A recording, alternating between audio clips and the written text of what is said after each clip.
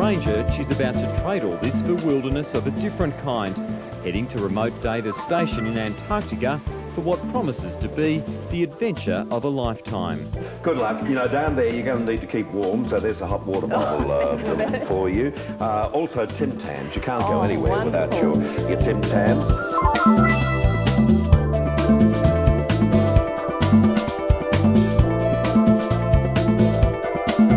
Ladies and gentlemen, could you please welcome Rachael Robertson.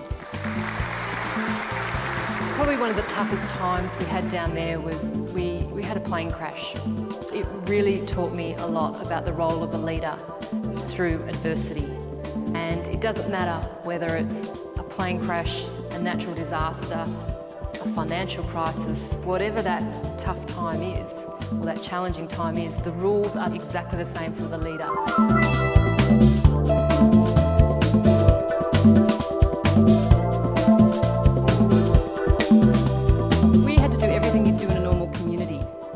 We didn't have a hospital. We had a surgery, but we didn't have a hospital. So my two carpenters went and did 2 weeks training at Hobart Hospital to become theatre nurses.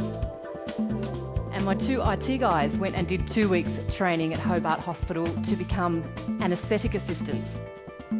Because who better to put you to sleep than the IT guys, huh?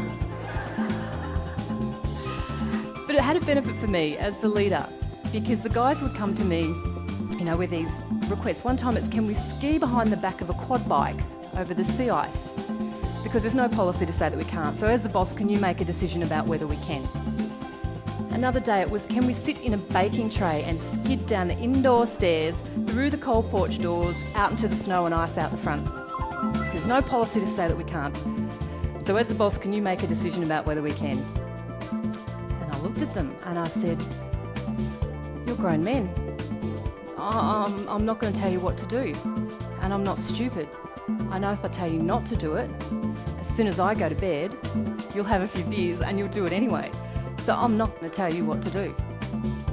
But instead, I will remind you that our theatre nurse is a carpenter and our anaesthetic assistant is an IT guy.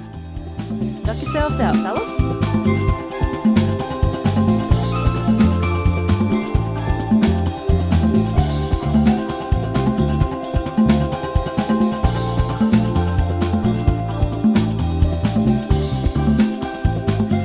Today I just wanted to share 3 stories and importantly give you 3 tools that you can take back to your workplace and your home so every single one of you can be inspiring. The number one challenge for Australian business at the moment is leadership development, and within that 51% of us have said the number one thing I want from my boss is a boss who can inspire me.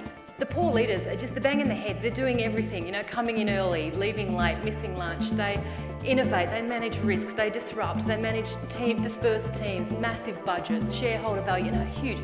And still there's this deafening chorus. But we want leaders who can inspire. The big stuff matters, the big stuff is important. But what makes the difference is the small stuff. It's showing big leadership in small moments.